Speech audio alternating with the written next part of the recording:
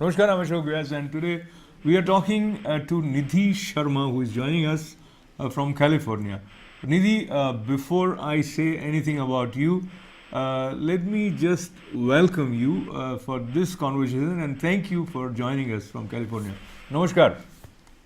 Namaskar ji. Thank you so very much for giving me this opportunity to share my story with you and having me on your show. Really nice of you. Nidhi, so you talked about your story, and if I just lead our viewers towards this story with the help of the background image that they see, these are all the parents who are struggling in their own way because they are separated not only from their spouse, but they are also separated from their dear son or daughter. And Nidhi, she looks so young, but she has been through so much in her life. And what has happened, let's find from her. So, Nidhi, talk to us. What is it that caused you to be in this situation where you are away from your child? Yeah, I'm from California and I'm a struggling mom. My 4-year-old child was separated from me in March 2015. He was separated from me deceitfully, wrongfully. The moment when my ex-husband was taking him away from me was that day I wasn't even aware that this is the last time I'm getting to see my child. And I'm sure my child didn't know that either. Well, let me ask you. It was a very painful moment. Yeah. Sorry. And it's going... Mm-hmm. No, just getting to learn and understand. You were not separated till that time, or you were separated from your husband? No, we were living together. Right. At that time, we were living together. So it just came abruptly, suddenly. When did you realize that he has gone and has taken the child with him?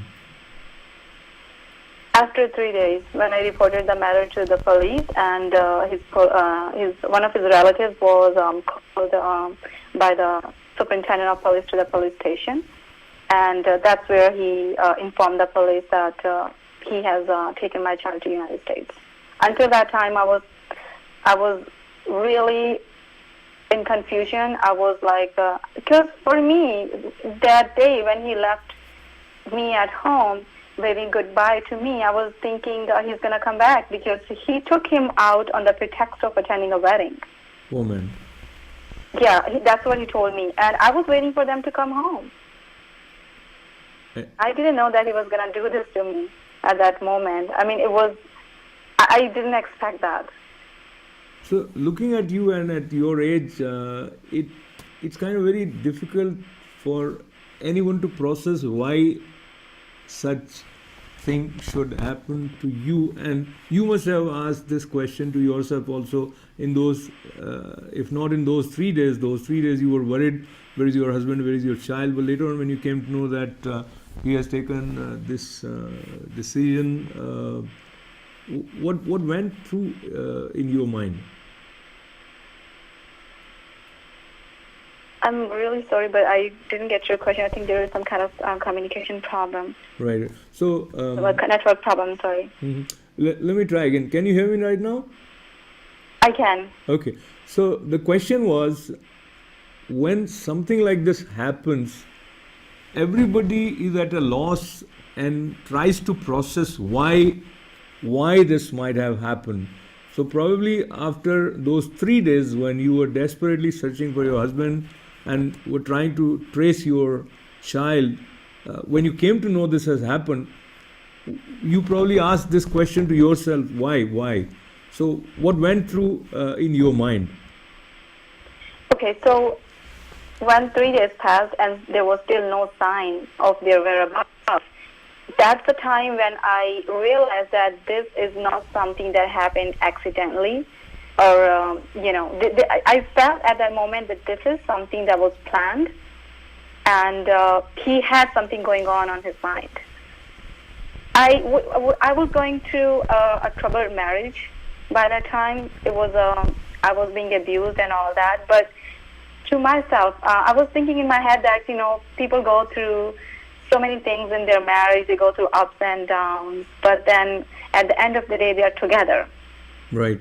So even though, and also because of our culture, women are expected to give more to the family, and they are expected to be quiet about the abuse if they are going through that.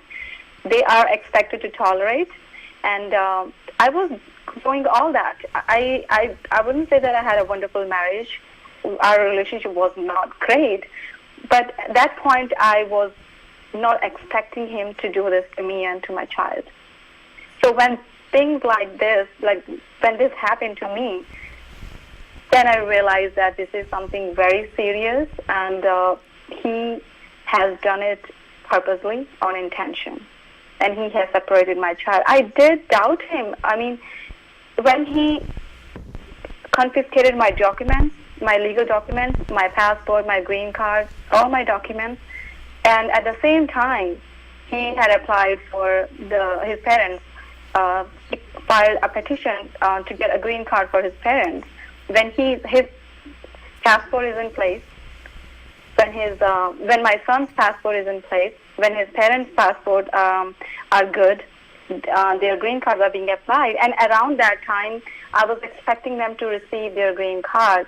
But still, I had this feeling that he's never going to do this to me. But it's something unexpectedly happened to me. It was something that he was planning. Then when he did not show up for 3 days, and there was no sign of, there was no nothing from his side. I mean, he didn't even tell me where exactly he is, or if he's well, if my son is fine. That's when I realized that this is something he has done on purpose. So Nidhi, that's when I realized he's been abducted. So once you realized this, what steps you took? Who came to your help? Who helped you in figuring out the next, call it strategy or step to resolve this situation?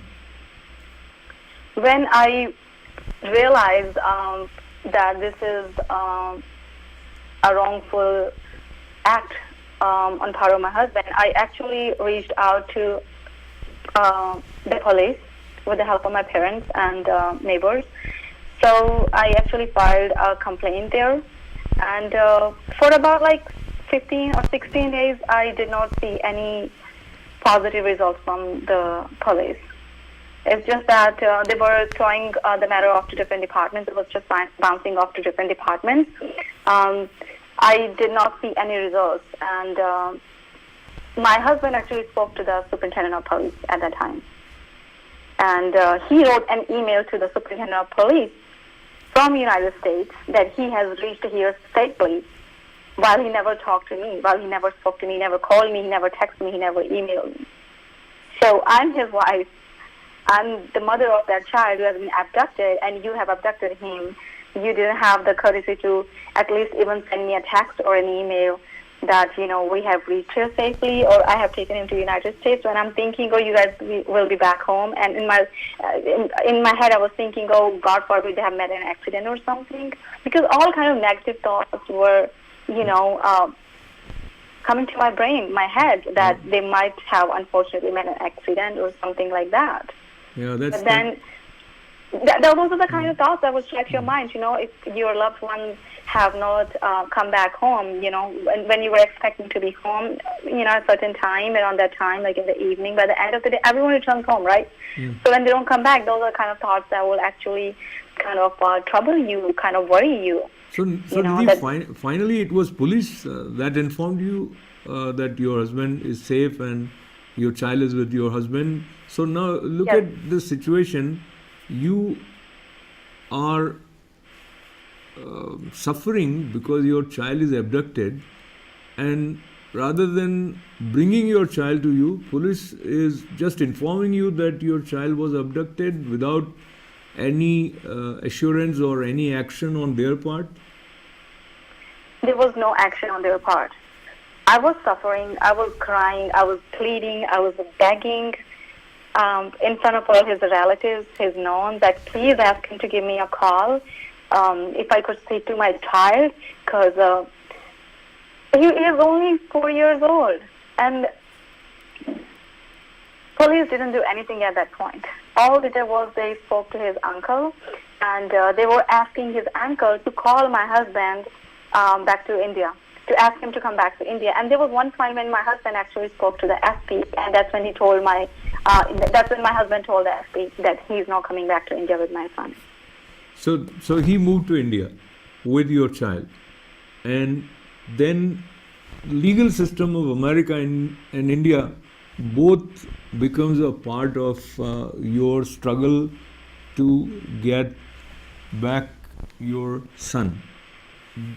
What action? I'm sorry. Go ahead. Repeat the last sentence. No. I just want. Yeah. Okay. Let me finish. So just wanted to ask then what you did in terms of any action to take place in India legally. Okay, so after 16 or 17 days, when I realized that the police is not going to do anything, that's when my parents actually they saw me, they saw my situation. They were like, she is physically I was torn, emotionally I was torn, mentally I was really in a very, very bad situation. So that's when they decided they're going to take me to their home. So they brought me to their home, and I'm crying. I locked myself in a room. I'm thinking what I should do. How do I reach to my son? How do I get him back? And that's when I decided to lodge a complaint online with the NRI police of Punjab. And I did that.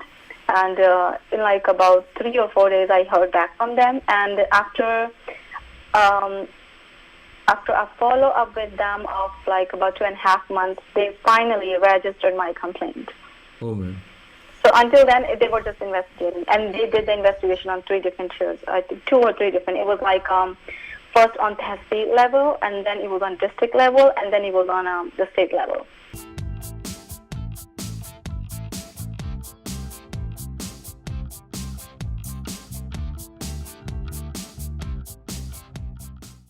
So what is the situation now with respect to this investigation by Indian police? Okay, so after the complaint was registered, that's when my husband filed a writ against that FIR in Punjab and Haryana High Court. I would also like to mention here that while I was in India, I didn't have my passport. I didn't have no legal documents to travel at all. Even though I was a green card holder, because my husband confiscated my documents, and I was back home for 3 years, I could not come back. I didn't have anything on me. Even if I had my green card, I wouldn't be able to come back because it's good for a year only. After that, it becomes invalid, and you have to apply for a visa. And I couldn't do that either because I didn't have a passport. So first thing I did was with the help of the police authorities and all the paperwork, everything they gave me, I had to get a passport so that I could appear in the U.S. Embassy. And before I could even appear there physically, I spoke to all these authorities over the phone. I informed them about my situation. I told them what has happened. My child, who is a U.S. citizen, my husband, who is a U.S. citizen, my husband has abducted my child to the United States. So I was actually updating everyone, all these departments. My case was registered with NCMEC. I was speaking to DA directly from the county where my husband registered the divorce case and the child petition without my knowledge. So I'm there in India. I don't have no access to my child. I cannot come to U.S. And he took advantage of the situation. I think this was his plan. When he landed here, like in a week or so, he filed a divorce and child custody petition here, hoping that he will get ex parte decree. But fortunately, because I was thinking of all these resources, of all the means that I could use to reach out to my child, I thought of DA's department as well. So that's when I called her. I left voice messages. I emailed them. And that's when I spoke to the DA, I found out that he actually has filed a divorce and child custody petition here. And I was updating the DA from India while I was applying for the visa, while my application was in process, while I was working with the police and these court people in India. And the only thing that I was requesting her to do is, I was like, I'm not sure how long the immigration is going to take to grant me the visa, even though I was sending emails to the immigration on daily basis, requesting, pleading that please grant me a visa so that I can go to the United States, so that I can contest the custody and the divorce case that my husband has filed over there. Still did not see any results. My situation was miserable at that point. Nidhi, I probably missed the track. When did you go to India? The last time I went to India was in December 2013. Yeah. I'm sorry, let me think. No, not the last time. This time when you are saying your green card was confiscated and you were there for 3 years. So you went there to find out about your son. When was that? After your husband took your son to India, you followed them. Is that correct? No, actually my son was abducted twice, Mr. Vyas. He was abducted from India to United States in March of 2015. And then he was abducted from United States to India. So I was actually working with the legal authorities in India. While I was working with these authorities and these departments in India, I was also speaking to these departments in the United States from India. So, and they were aware that my child is abducted, and they knew of the whereabouts of my child. So in a way, it should be a simple thing. A child should be with her mother. Generally, that's how system helps. But in many cases, things become very, very complex. And what is the course of action that you now see may bring closure to this situation? As you have met, probably there are others like you, and I also for ITV interacted with some of the struggling parents, some father, some mother. What is the potential course of action that collectively you feel might bring some relief? I think there are few things that if we do, this kind of crime can be prevented. And the reason why it continues to grow, and because when our kids are abducted internationally, there is no remedy for parents like me who are left behind. The first thing that they can do actually is to even prevent the abduction, is to actually ask for the consent letter from the other parent when one of the parent is flying out of the country. At the point of leaving the country, at the airport, they should be asked for the consent letter. Right. That could actually prevent so many abductions from happening. And the second thing that I really would appreciate if government understand the pain of left behind parents, that if they could work together to reunite the kid with the parent. Right. Because India is not a signatory to Hague Treaty. So my case is like, when I was in India, I had no remedy in India to be united with my son. Okay, when I came to United States, I have no remedy of being united with my son now either. No matter what country I would follow him to, he's going to flee from that country to other country where there is no Hague Convention, you know. He's going to fly to the countries which are not a signatory to the Hague Convention, so that he can take advantage of that. Nidhi, for the benefit of some of our viewers who may not know what is the significance of signing Hague Convention and why India has not signed, what is this treaty? Hague Convention actually is a treaty. It's a bilateral treaty between two countries that actually allows them to coordinate the return of their children. But India is actually reluctant to be a part of that treaty, to be a signatory to that treaty. And there are a lot of parents and there are a lot of people who are actually opposing it. And their thing is that there are women who have escaped domestic violence and they have escaped to India with their kids, and that's the reason they don't want India to be a signatory to the Hague Treaty. But my case is actually an example. I mean, when I was in India, I was abused. I know there is a legal remedy for the DV victims. When I was in America, I was abused here.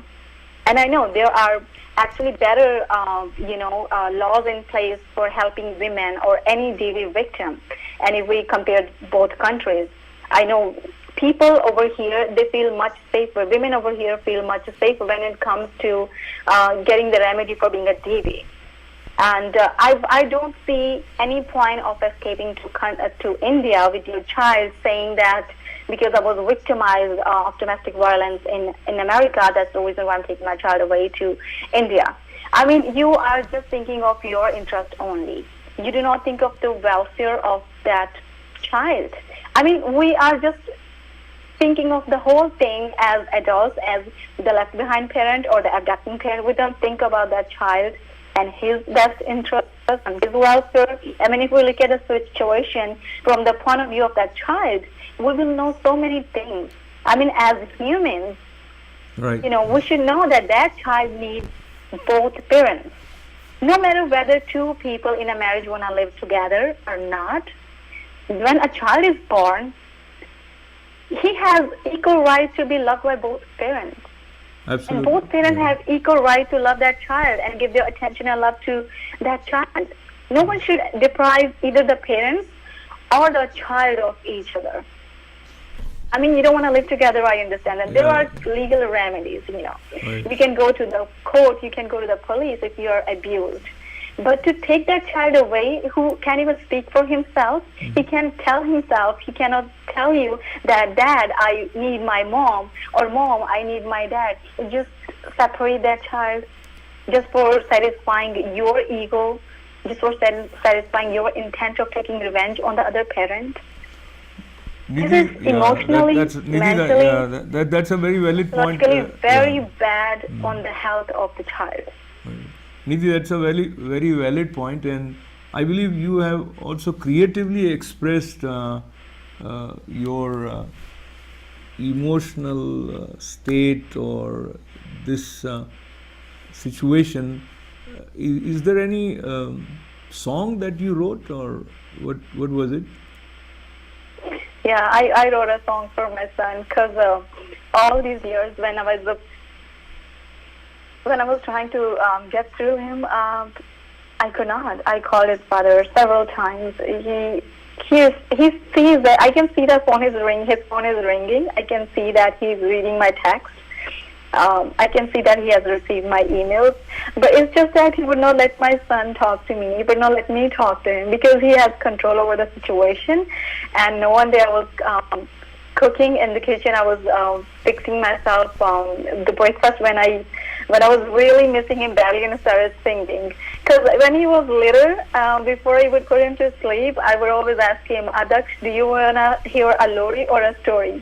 So it was his choice. When he would say, Mama, lori, that's when I would record myself. Because sometimes when I'm singing to him, I would just say beautiful things for my child, and I want to capture those moments and those things that I say for him. I tell him in a beautiful way, in a poetic way.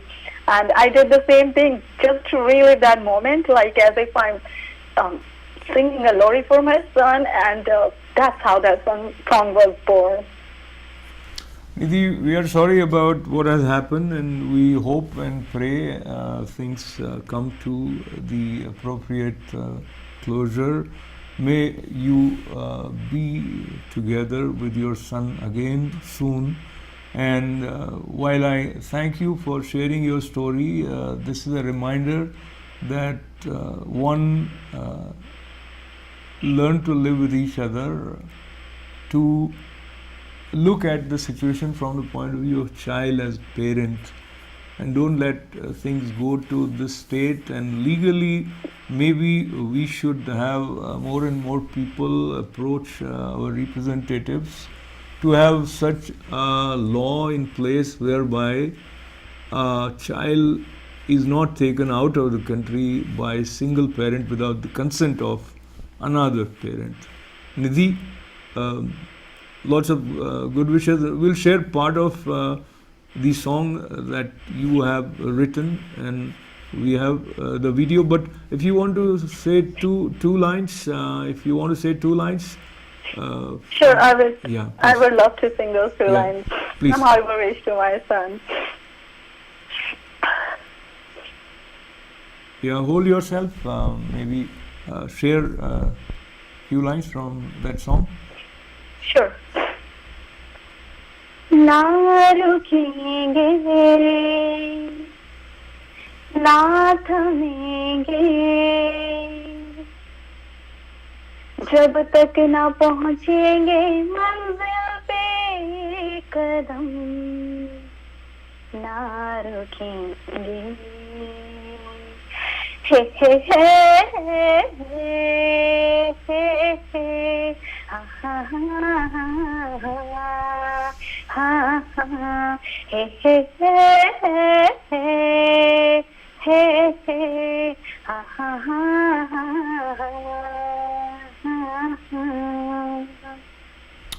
You sing well, Nidhi.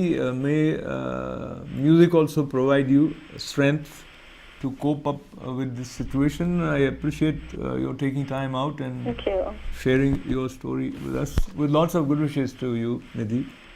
Thank you so very much, Mr. Vyas. So thanking Nidhi and thanking all of you for being with us. This is Ashok Vyas.